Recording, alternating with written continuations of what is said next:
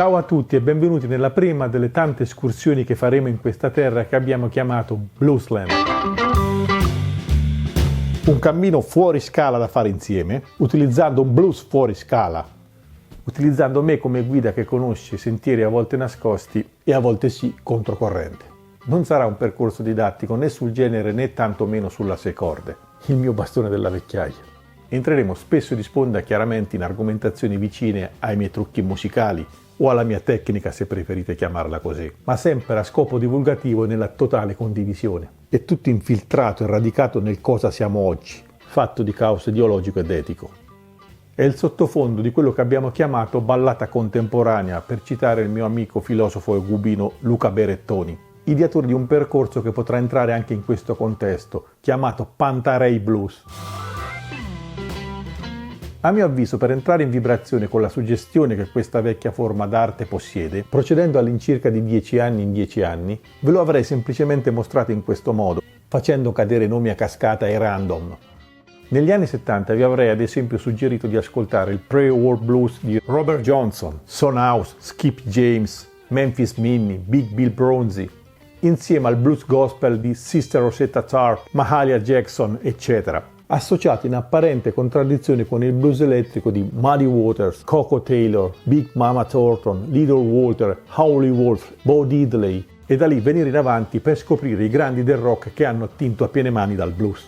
Allman Brothers Band, Rolling Stones, Beatles, Traffic, Cream, Led Zeppelin e così via all'infinito. Negli anni 80 avrei invitato i miei coetanei a venire al cinema per vedersi il film The Blues Brothers e magari qualche anno dopo ascoltarsi un disco dei Fabulous Thunderbirds o The Roomful of Blues, Big Twist and the Mellon Fellows e da lì tornare indietro.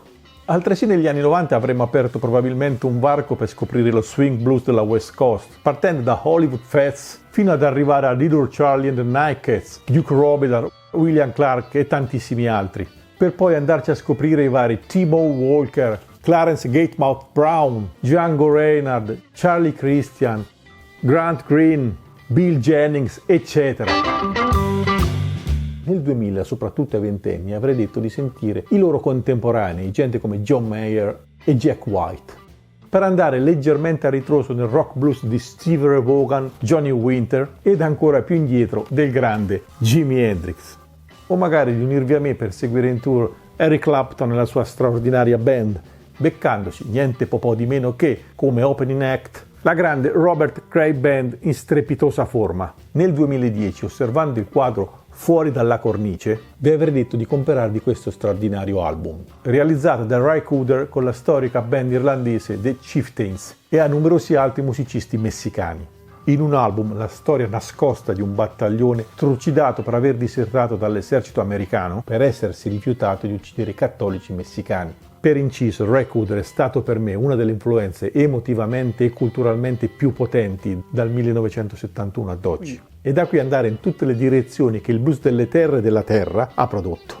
Una curiosità che forse molti non sanno, la madre di Ry Cooder era italiana, una certa Emma Casaroli.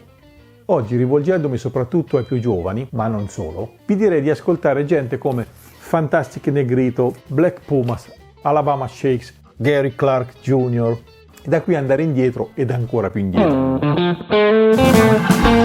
Ma detto questo, generata questa superficiale confusione stilistica, la nostra non sarà un'operazione archeologica, un ritrovare reperti, spolverarli e metterli in bacheca, ma un rendere viva la musica delle origini nella musica di oggi. Un dare senso ai pionieri rispettandoli ancora di più, non avendo poi, a mio avviso, sociologicamente tutto questo diritto di replica. Faccio una veloce parabola italiana, consentitemi la forzatura, partendo ad esempio da questa opera, forse meno conosciuta in quanto libro di poesia, di Stefano Benni.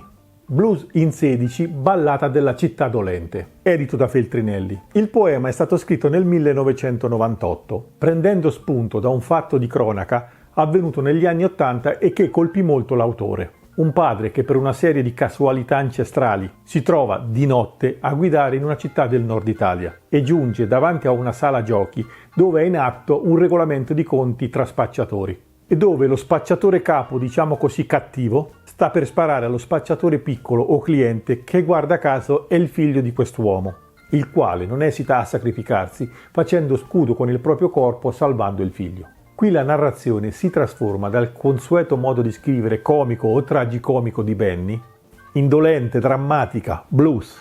Infatti questa ballata blues era stata pensata per essere fatta in pubblico assieme alla musica. Al blues, che come vedremo non è così vero che poi sia nato in 12 battute, ma altresì, se proprio dobbiamo dargli una forma metrica e matematica, in 16 o 8 battute. In seguito il testo venne riproposto con alcune variazioni che la lettura, ma soprattutto l'accompagnamento musicale di Paolo Damiani, grande compositore, violoncellista e contrabbassista jazz, hanno in seguito suggerito. Infatti dalla prima pubblicazione ha conosciuto molte versioni teatrali, essendo appunto un blues scritto in versi, in 16 parti con 8 personaggi. L'indovino, il padre, il figlio, la fidanzata Laura, la madre, che in realtà è morta ma che parla e osserva da un altro luogo, il piccolo spacciatore detto Teschio, il killer, il grande spacciatore, e la città, che parla come se fosse una vera e propria creatura. Ma la mia sottolineatura sta qui non solo nella metrica musicale del poema, ma soprattutto nella ballata blues contemporanea e nella suggestione che la storia degli 8 personaggi, come le battute di un blues, generano nel loro buio, insieme al ritmo sporco di una notte tentacolare di una città, che è poi la notte di tante altre città del mondo, dove si svegliano mostri e serpenti. Il blues.